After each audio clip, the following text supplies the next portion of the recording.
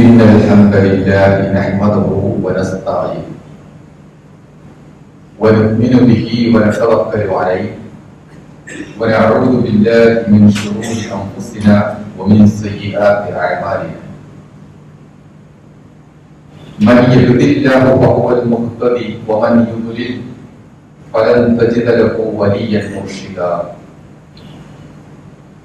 أشهد أن لا إله إلا الله وحده لا شريك له وأشهد أن محمدا عبده ورسوله أرسله بالهدى ودين الحق ليظهره على الدين كله ولو كره المشركون.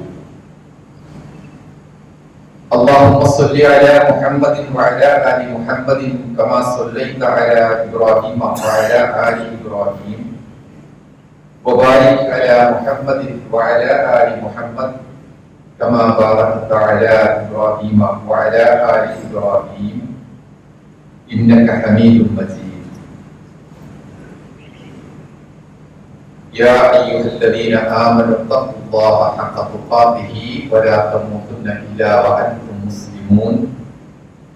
أعوذ بالله من الشيطان الرجيم. بسم الله الرحمن الرحيم. كتب عليكم القتال وهو كره لكم وعسى أن تكرهوا شيئا وهو خير لكم وعسى أن تحبوا شيئا وهو شر لكم والله يعلم وأنتم لا تعلمون.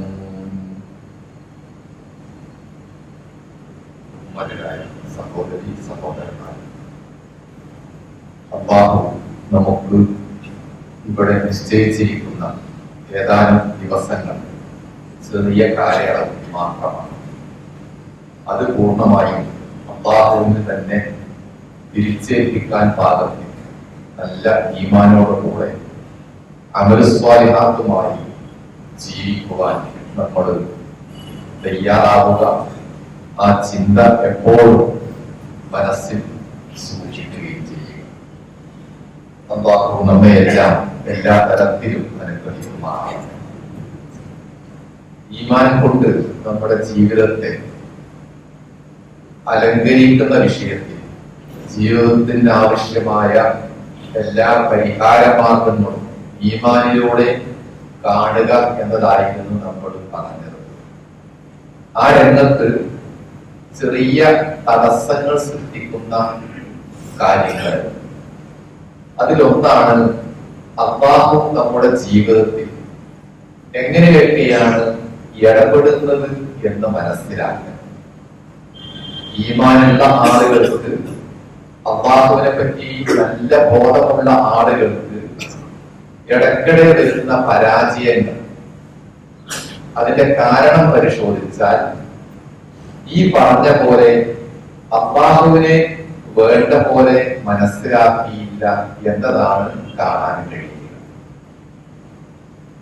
നാം പറഞ്ഞു വരുന്നത്, നമ്മുടെയൊക്കെ ജീവിതത്തിൽ അല്ലാഹു ഇടപെട്ടുകൊണ്ടിരിക്കുന്നുണ്ട്. അങ്ങനെ ഇടപെടുവാൻ ഒരു ഇടം നമ്മൾ അല്ലാഹുവിന് അനുവദിച്ചു കൊടുക്കുകയും വേണം. ഞാൻ വിചാരിച്ച പോലെ മാത്രമേ ജീവിതം ആകാവൂ, എന്റെ കുടുംബവും ജോലിയും തൊഴിലും വരുമാനവും മറ്റു കാര്യങ്ങളും ഒക്കെ എന്റെ പ്ലാനിങ് പോലെ തന്നെയായിരിക്കണം എന്ന് നമ്മൾ ശഠിക്കാൻ പാടില്ല.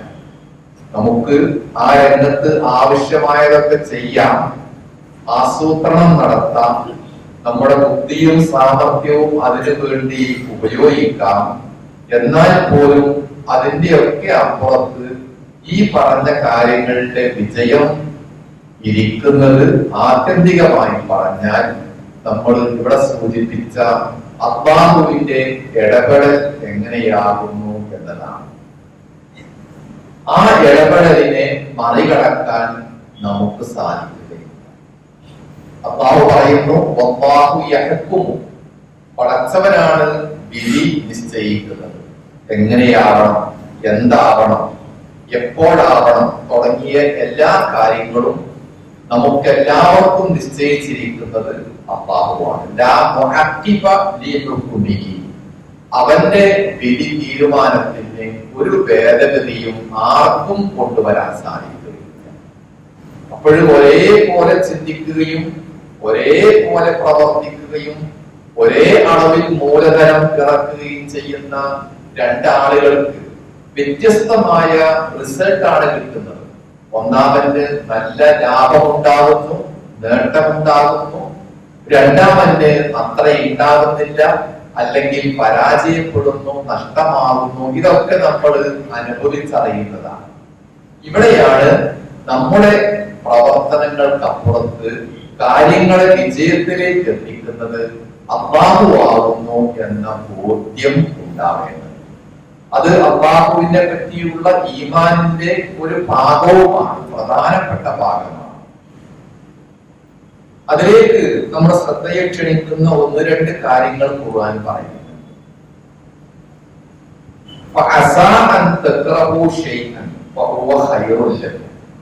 നിങ്ങൾക്ക് ഏതെങ്കിലും കാര്യത്തിൽ അനിഷ്ടകരമായി തോന്നുന്നുവെങ്കിൽ അത് പിന്നീട് കുറച്ചു കഴിഞ്ഞാൽ നന്മയായി മാറിയേക്കാം.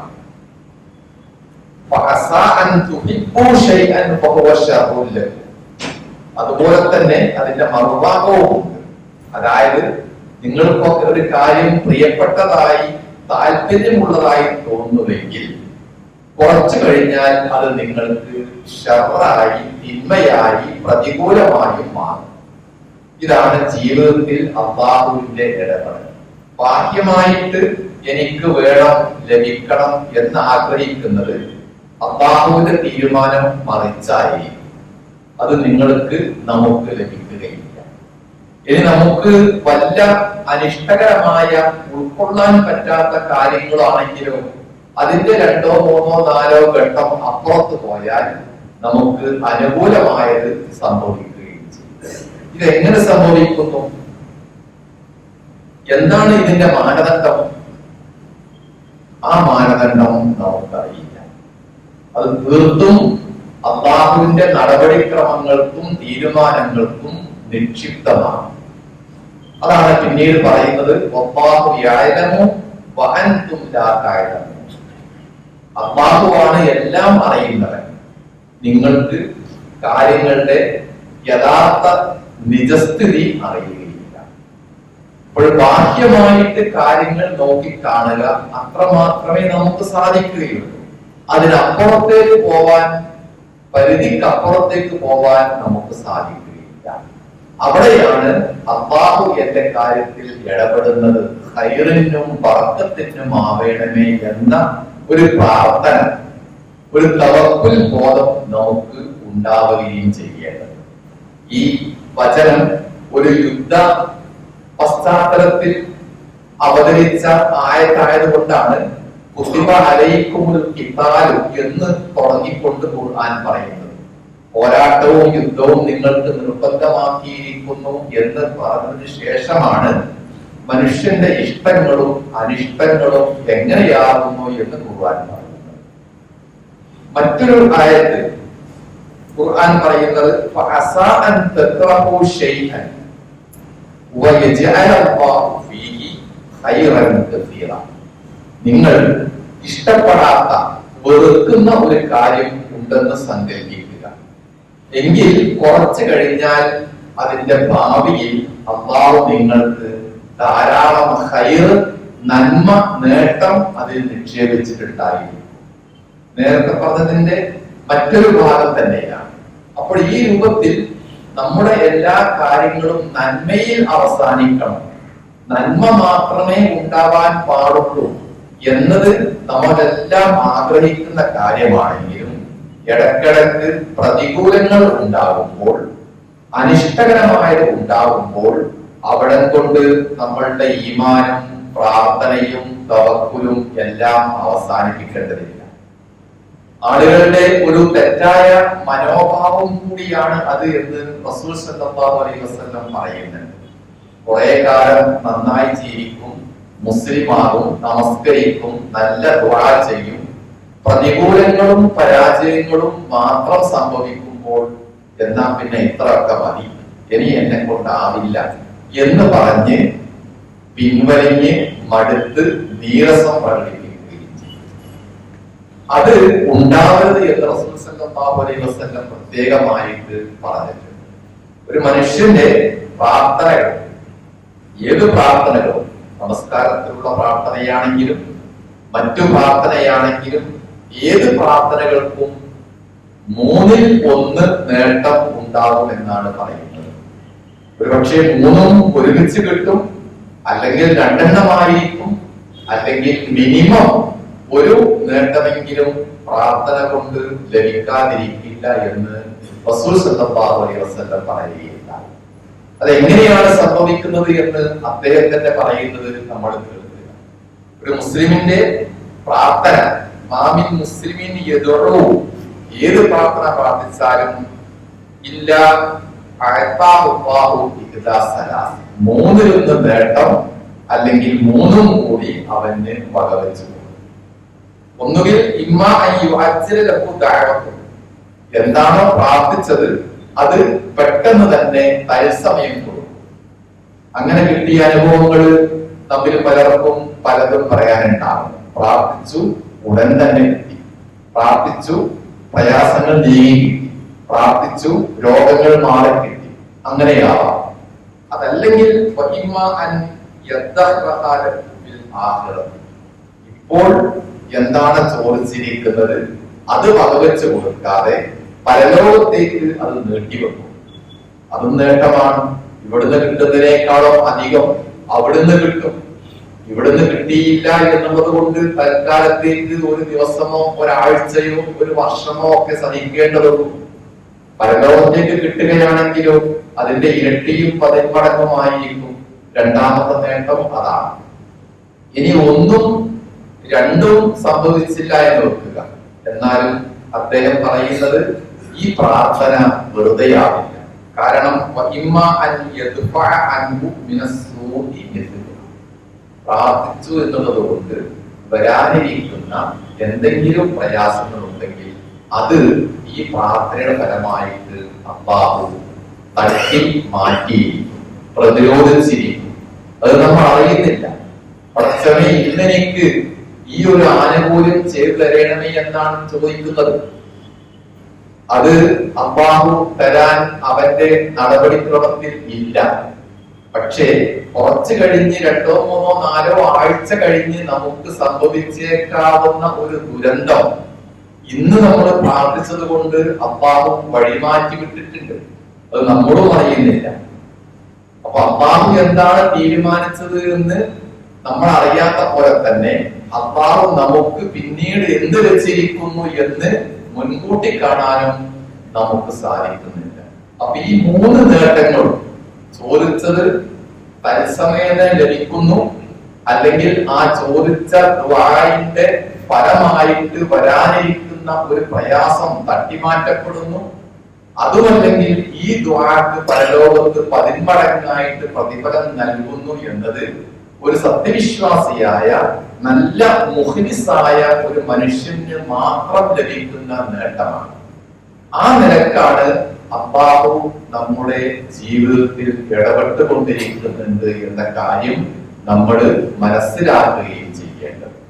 അതിന്റെ മറ്റൊരു വശം ഖുർആൻ പറയുന്നത് എന്തിനാണ് പടച്ചവൻ ഇങ്ങനെ ഇടപെടുന്നത്, നമ്മളെ അങ്ങ് കയറൂരി വിട്ടാൽ പോരെ എന്നൊരു ചോദ്യവും കൂടിയുണ്ട്. റസൂൽ സല്ലല്ലാഹു അലൈഹി വസല്ലമയോട് സുഹൃത്തുക്കൾ ചോദിച്ചു, അല്ല പ്രവാചകരെ, അങ്ങനെയൊക്കെ ഉണ്ടെങ്കിൽ, അല്ലാഹു അങ്ങനെ ചില കാര്യങ്ങൾ തീരുമാനിച്ചിട്ടുണ്ടെങ്കിൽ എന്നാ പിന്നെ അതിലേക്ക് അങ്ങ് വെച്ചു കൊടുത്താൽ പോരെ, നമ്മൾ അധ്വാനിക്കേണ്ടതുണ്ടോ എന്നുകൂടി ചോദിച്ചു. ആ ധാരണയും റസൂൽ തിരുത്തുകയുണ്ടായി. അത് പറ്റുകയില്ല. നിങ്ങൾ പ്രവർത്തിക്കണം, പ്രവർത്തിച്ച് ഏറ്റവും എളുപ്പമുള്ളതിലേക്ക് അല്ലാഹു വഴി കാണിച്ചു തരികയും ചെയ്യും. അപ്പോൾ നമ്മൾ ആരും തന്നെ മറ്റൊരാളെ പോലെയല്ല, എനിക്ക് അല്ലാഹുവിൻ്റെതായ പ്രത്യേകമായ ബർക്കത്തും റഹ്മത്തും ലഭിച്ചുകൊണ്ടിരിക്കും എന്നുള്ള ബോധ്യമായിരിക്കണം ഈമാനിന്റെ ഭാഗമായി അല്ലാഹു നമ്മുടെ ജീവിതത്തിൽ ഇടപെടുന്നുണ്ട് എന്ന വിശ്വാസത്തിന്റെ ഭാഗമായിട്ട് നമുക്കുണ്ടാകേണ്ടത്. ഒരാളും ഈ വിധി തീരുമാനത്തിൽ മറ്റൊരാളെ പോലെ ആവില്ല. ഇരട്ടയായി പ്രസവിക്കപ്പെട്ടിരിക്കുന്ന രണ്ട് വ്യക്തികൾ, അവർക്കിടയിൽ ഒരുപാട് സാമ്യതകൾ ഉണ്ടാകും. കണ്ണും കാതും നോട്ടവും ശരീരത്തിന്റെ മറ്റു പ്രവർത്തനങ്ങളും എല്ലാം 100% സാമ്യമാണെങ്കിലും ആ വ്യക്തികൾക്കിടയിൽ പോലും അല്ലാഹുവിന്റെ തീരുമാനം രണ്ടായിരിക്കും. ആദ്യത്തെ ആളെ പോലെ രണ്ടാമനാവുകയില്ല. ഇങ്ങനെ ഓരോ മനുഷ്യനും അല്ലാഹു കൃത്യമായും വ്യതിരിക്തമായ വ്യത്യസ്തമായ തീരുമാനങ്ങളിലൂടെയാണ് അവരുടെ ജീവിതത്തിൽ നയിച്ചു കൊണ്ടിരിക്കുന്നത്. ഞാൻ ഇന്നയാളെ പോലെയാണ്, മറ്റേ ആളെ പോലെയാവണം എന്നൊന്നും നമ്മൾ മുൻകൂട്ടി തീരുമാനിക്കാണ്ട്, സൂര്യനെയും ചന്ദ്രനെയും പരസ്പരം താരതമ്യം ചെയ്യുന്നത് എല്ലാം കൊണ്ടും ശരിയാവണമെന്നില്ല. സൂര്യന് സൂര്യന്റേതായ ഒരു ഐഡന്റിറ്റി ഉണ്ട്, ചന്ദ്രനും അങ്ങനെയും. ഓരോരുത്തരും അവരവരുടെ ലോകത്ത് ഭംഗിയായിട്ട് പ്രവർത്തിക്കുകയും ചെയ്യുന്നുണ്ട്. ആ രൂപത്തിലാണ് അല്ലാഹു നമ്മുടെ ജീവിതത്തിൽ ഇടപെടുന്ന വിഷയത്തിൽ നമ്മുടേതായ ഒരു അസ്തിത്വവും വ്യക്തിത്വവും നമ്മൾ ഉണ്ടാക്കേണ്ടത്. പരാജയപ്പെടാൻ പാടില്ല, നിരാശയും പാടില്ല, എല്ലാം മതിയായി എന്ന് പറഞ്ഞ് അവസാനിപ്പിക്കാനും പാടില്ല.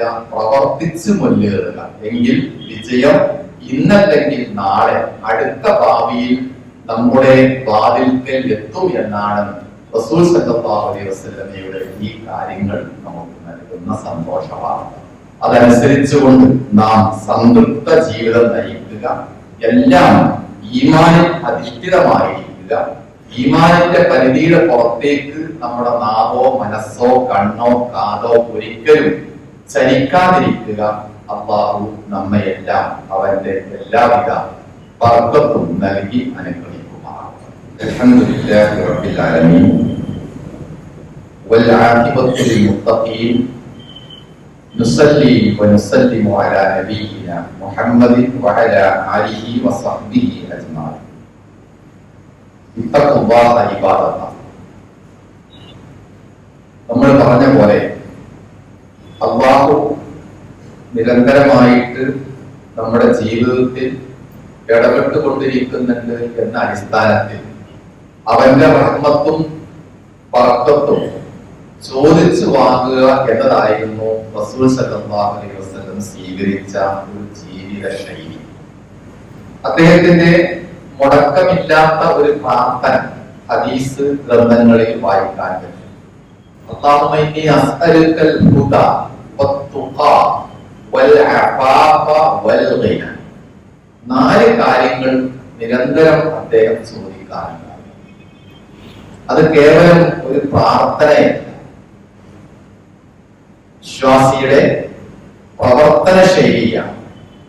അവിടെ കൊണ്ടും തീരുന്നില്ല.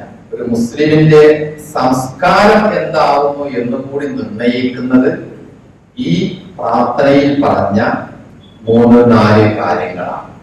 പടച്ചവനോട് ചോദിക്കുന്നത് എന്താണ്? ഒന്ന് ഹുദ, ധർമ്മബോധം. നല്ലത് ഏത് ചീത്ത ഏത് എന്ന് വേർതിരിച്ചറിയുവാനുള്ള ഒരു മനസ്സ്. അതാണ് ധർമ്മബോധം ഉണ്ടാക്കാൻ സൂക്ഷിക്കാൻ ആദ്യമായിട്ട് നമുക്ക് വേണ്ടത്. രണ്ടാമത്തേത് തുഖായാണ്, തഖ്വ. ധർമ്മബോധം എങ്ങനെ പ്രവർത്തിക്കണം, ധർമ്മബോധത്തിന്റെ പ്രാവർത്തിക രൂപം എന്താണ്, അതാണ് തഖ്വ. ആ ധർമ്മബോധം മനസ്സിലുണ്ടെങ്കിൽ നമ്മൾ പറഞ്ഞ പോലെ നമ്മുടെ ചിന്തകൾക്കും നമ്മൾ കാണുന്നതിനും കേൾക്കുന്നതിനും നമ്മൾ നടക്കുന്നതിനും ഒക്കെ ഒരു പരിധി നിർണയിക്കപ്പെടും.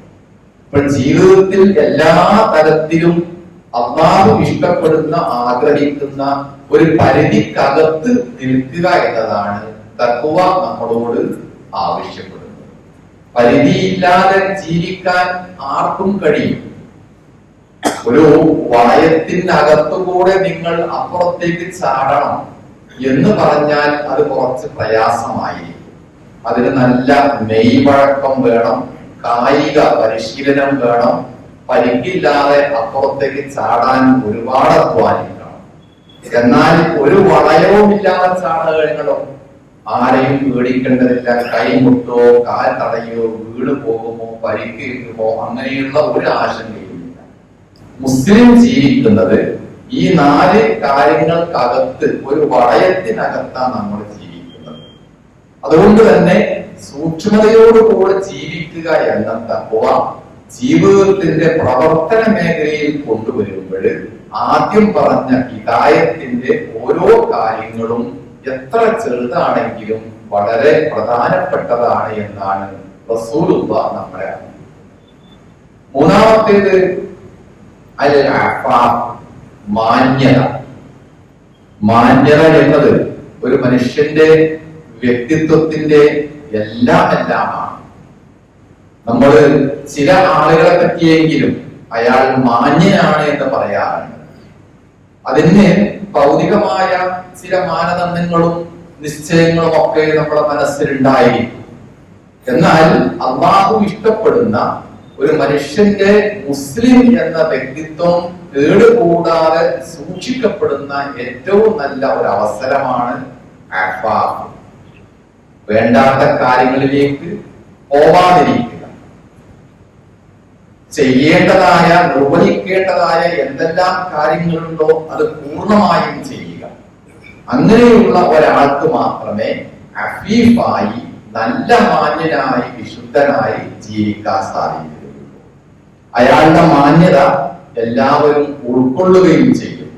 സമൂഹത്തിൽ മുസ്ലിങ്ങളാണെങ്കിലും അല്ലാത്തവരാണെങ്കിലും ആരെല്ലാം ആ വ്യക്തിയുമായിട്ട് ബന്ധപ്പെടുന്നുണ്ടോ അവർക്കെല്ലാം ഇസ്ലാമിന്റെ, ഈമാനിന്റെ അടിസ്ഥാനത്തിൽ ഉണ്ടാക്കിയെടുത്ത ഈ അഫാഫിനെ, മാന്യതയെ അവർ ഉൾക്കൊള്ളുകയും അംഗീകരിക്കുകയും ചെയ്യും.